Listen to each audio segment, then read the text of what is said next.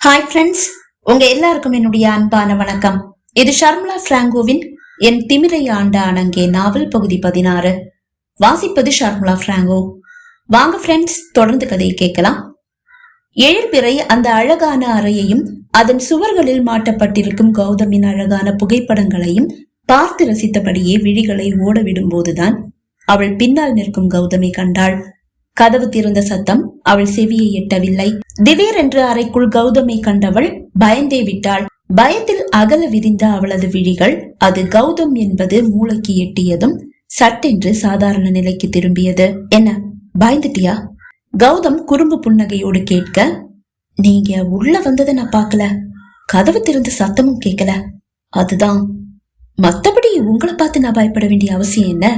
நீங்க என்ன புலியா சிங்கமா? என்ன பிடிச்சு சாப்பிடவா போறீங்க? சிறிது அலட்சியமாக அவள் கூற, இந்த எண்ணம் உன்னுடைய மனசுல எப்பவும் இருந்தா சரிதான். ஏன் இருக்காது? கண்டிப்பா இருக்கும். மனம் தாளம் தப்பி அடிக்கும் போதும் அதை மிகவும் சாதுரியமாக மறைத்தவள் ஒரு சிறு புன்னகையை தன் இதழ்களில் தவழ விட்டபடியே கூறினாள். மார்புக்கு குறுகே கைகளை கட்டியவள் காதலோடு அவன் விழிகள் தன்னை பார்ப்பதை கண்டு தடுமாறி விடாமல் அவன் விழிகளை பார்த்து பேச முயல, அவள் விழிகள் அவளையும் மீறி திறந்து கிடக்கும் அவனது சட்டை மேல் பட்டன்கள் வழியாக தெரியும் அவனது உருக்கு போன்ற மார்பில் பட்டு மேலும் தடுமாறியது. சட்டென்று விழிகளை இழுத்து வேறு எங்கோ பதித்தவள், என்னுடைய அப்பாவுக்கு உடனே ட்ரீட்மெண்ட் கொடுத்தாகணும். நாம எப்ப இங்கிலாந்து போறோம்? அங்கே இப்பவே ஹாஸ்பிட்டல் அட்மிட் பண்ணியாச்சு. அவள் புரியாமல் பார்க்க, நீ பார்க்க வேண்டிய டாக்டர் என்னுடைய ஃப்ரெண்டோட ஹாஸ்பிட்டலுக்கு நாளைக்கு வராரு. அந்த டாக்டர் என் ஃப்ரெண்டோட மாமா. தன்னுடைய அக்கா கணவர் சீரியஸா இருக்காருன்னு சொல்லி கேள்விப்பட்டதும் சட்டுன்னு புறப்பட்டு வராரு. என் ஃப்ரெண்ட் அப்பாவோட ஆபரேஷன் முடிஞ்சதும் அவங்களுடைய ஆபரேஷனையும் முடிச்சுட்டு தான் அந்த டாக்டர் இங்க இருந்து கிளம்புவாரு. இதெல்லாம் எப்ப செஞ்சீங்க? உன்னுடைய வீட்டுல வந்து பார்த்து பேசிட்டு நேரா என்னுடைய ஃப்ரெண்டோட ஹாஸ்பிட்டலுக்கு தான் போனேன். அவங்க அப்பாவுக்கு உடம்பு முடியலன்ற விஷயம் எனக்கு முன்னாடியே தெரியும். அவனுடைய மாமா ஒரு கை தேர்ந்த டாக்டர்னும் அவர் இங்கிலாந்துல தான் இருக்காருனும் அவனுடைய அப்பாவுக்கு ஆபரேஷன் பண்றதுக்காக அவர் உடனே கிளம்பி வராருனும் அவன் என்கிட்ட சொன்ன ஞாபகம் இருந்தது. அங்கேயும் அந்த டாக்டர் கிட்டே காட்டி அவருக்கும் ட்ரீட்மெண்ட் கொடுக்கலான்னுதான் அவனை போய் பார்த்தேன். ஆனா அங்க போய் அவனை பார்த்து பேசினதுக்கு அப்புறமா அவன் வீடியோ கால்ல அந்த டாக்டரோட என்ன பேச அனுமதிக்கும் போதுதான் நீங்க இங்கிலாந்து போய் பார்க்க இருந்தது அந்த டாக்டரை தான் எனக்கே தெரிய வந்தது. டாக்டர் தான் அதை பத்தி சொன்னாரு. அவங்க இந்நேரம் புறப்பட்டு இருப்பாங்களே அப்படின்னு சொல்லி சொன்னாரு. இல்லன்னு நான் விஷயத்த சொன்னேன். சரி, இங்கேயே ஆபரேஷனை முடிச்சு கொடுத்துடுறேன் அப்படின்னு அவரும் ஓகே சொல்லிட்டாரு. உங்க அப்பா நிலைமைய பத்தி நான் கேட்டேன். ஆபரேஷன் நடந்தா அவரு பிழைக்க வாய்ப்பு இருக்கான்னு சொல்லி கேட்கும் போது, எதுக்கு பயப்படுறீங்க, அவரு பிழைக்கிறதுக்கு 90% வாய்ப்புகள் இருக்குன்னு ரொம்ப உறுதியா சொன்னவரு, கடவுளையும் வேண்டிக்கங்க அப்படின்னு சொல்லி சொன்னாரு. உண்மையாவா? எஸ். இன்னைக்கு கல்யாணம் முடிஞ்சு உடனே உங்க அப்பா அம்மா தம்பிய ஹாஸ்பிட்டல் போக சொல்லி இருந்தேன். இப்பதான் செல்வா போன் பண்ணான். அங்கள ஹாஸ்பிட்டல்ல அட்மிட் பண்ணிட்டாங்களாம். நாளைக்கு டாக்டர் வராரு இல்லையா, காலையிலேயே வந்துடுவாராம். வந்ததும் அங்கள செக் பண்றாராம். அதனால அட்மிட் பண்ண சொல்லிட்டாங்களாம். உனக்குதான் முதல்ல போன் பண்ணானா, ஆனா உன்னுடைய செல் சுவிட்ச் ஆஃப்ல இருக்கான். அதை கொஞ்சம் பார்க்க சொன்னான். அப்போதுதான் 2 நாட்களாக அவள் இருந்த பதற்றத்தில் செல்போனை சார்ஜ் செய்யவில்லை என்பது நினைவு வந்தது. செல்போன் அவள் கையில் தான் இருக்கிறது. ஓ சாரி, செல்லுல சார்ஜ் இல்லைன்னு நினைக்கிறேன். உங்க சார்ஜர் என்னுடைய செல்லுக்கு செட் ஆகுமா? நீயே எனக்கு செட் ஆயிட்ட, அது செட் ஆகாதா என்ன? குறும்பாக கேட்டவன் அவள் கையில் இருந்த செல்போனை வாங்கி அவனது சார்ஜரில் போட்டான். தம்பியை கொஞ்சம் கூப்பிட்டு கொடுக்கிறீங்களா, பேசணும். செல்வாவை அழைத்து கொடுத்தான். ஒரு அரை மணி நேரம் அவனோடு பேசியவள் அவள் அப்பா பற்றிய கவலையில் இருந்து விடுபட்டு வெளியே வருவதை அவன் கண்டான். பேசி முடித்ததும் செல்லை அவனிடம் கொடுக்கும் போது அவள் விழிகள் நிறைந்து விட்டது. நான் இதை எதிர்பார்க்கல. Thank you so much. It's okay, இது கூட என்னுடைய கடமை தான். விழிகளை துடைத்துக் கொண்டவள், நான் 1 மாசம் லீவ் போட்டிருக்கேன். நான் அந்த லீவை கேன்சல் பண்ணிடுறேன். நடந்துட்டு இருக்கிற ப்ராஜெக்ட்ல இன்னும் கவனம் செலுத்த வேண்டியதா இருக்கு. அப்பாவுக்கு இன்னைக்கு ஆபரேஷன் பண்ணுவாங்க. 2 நாள் கழிச்சுதான் ஆபரேஷன் இருக்கும். டாக்டர் வந்து அவங்கள செக் பண்ணணும். அது மட்டும் இல்ல, சில டெஸ்டுகள் எல்லாம் எடுக்கணும் இல்லையா? ஓகே, அப்படின்னா அப்பாவோட ஆபரேஷன் முடியற வரைக்கும் நான் லீவ் எடுத்துக்கிறேன். ஆபரேஷன் முடிஞ்சதும் நான் வேலைக்கு வர ஆரம்பிச்சிடுறேன். அது உன்னுடைய விருப்பம். அப்புறம் இன்னொரு விஷயம். என்ன? நீங்க ஒப்பந்தம் பண்ணி இருக்கிற அந்த எவரெஸ்ட் கம்பெனி இருக்கே, அது ரொம்ப மோசமான கம்பெனி. அவங்க கிட்ட கவனமா இருங்க. முடிஞ்சா இந்த ப்ராஜெக்ட கேன்சல் பண்ணிடுங்க. அதுதான் உங்களுக்கு நல்லது. அதை பத்தி நீ கவலைப்பட வேண்டிய அவசியம் இல்லை எழில். பிசினஸ்ல நான் ஒரு புலி. யானைக்கும் அடி சறுக்கும் சார்.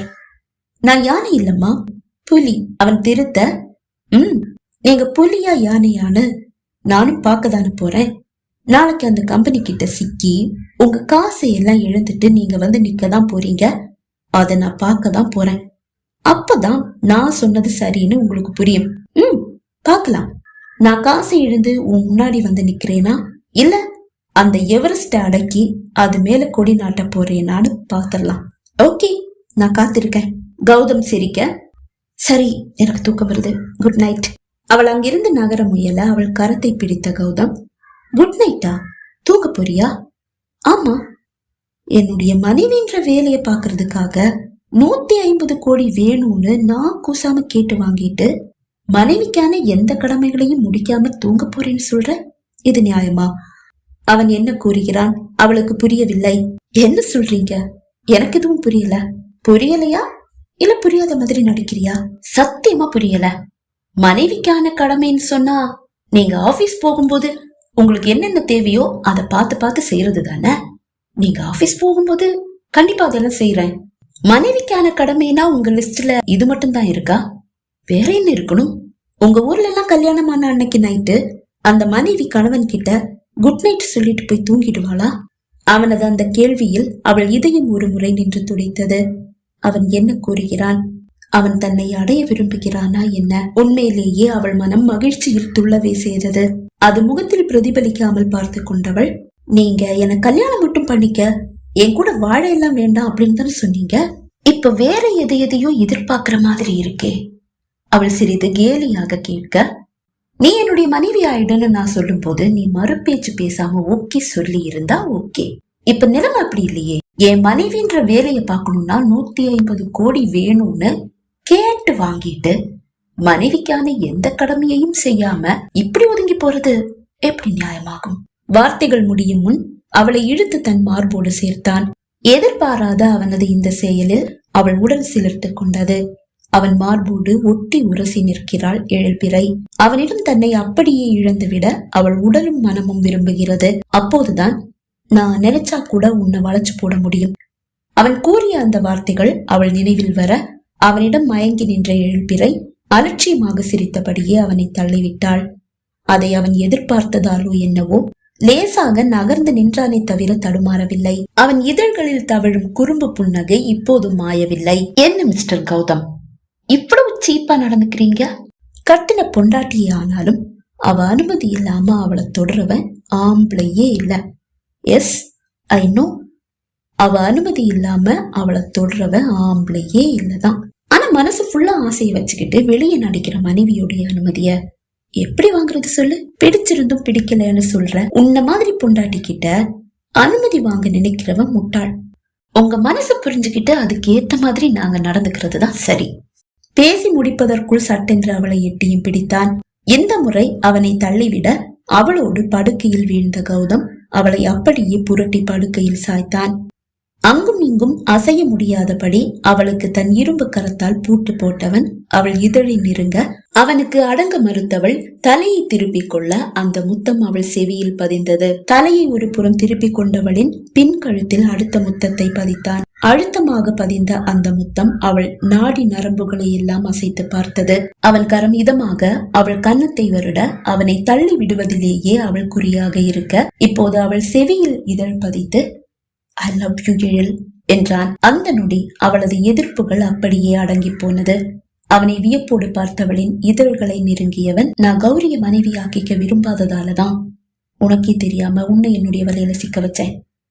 அதுக்கு வேற பல காரணங்கள் இருந்தாலும் அதையும் தாண்டி நான் உன்னை நேசிக்கிறேன். உன் கழுத்துல தாலி கட்டும் போது உன்னை முழு மனசோட என்னுடைய மனைவியா நான் ஏத்துக்கிட்டேன். நீ எனக்கு வேணும். உன்னுடைய இந்த அழக உன்னுடைய அனுமதியோட நான் எடுத்துக்கிறேன். நெருங்கிவிட்ட அவனது இதழ்கள் அவள் இதழில் பதியும் முன் சட்டென்று தலையை திருப்பி அந்த முத்தத்தையும் தவிர்த்தவள், இல்ல எனக்கு டைம் வேணும், யோசிக்க டைம் வேணும். அவன் முகத்தை பார்க்காமல் கூறியவள் அவள் இதழ்களை நெருங்க துடிக்கும் கௌதமை எதிர்க்க ஆரம்பித்தாள். நோ, டைம் எல்லாம் தர முடியாது. ஏன்னா உனக்கு என்ன பிடிச்சிருக்கு, ஆனா பிடிக்காத மாதிரி நடிக்கிற. அதை எப்படி நீங்க சொல்லலாம்? எனக்கு உங்களை பிடிச்சிருக்குன்னு நான் தான் சொல்லணும்.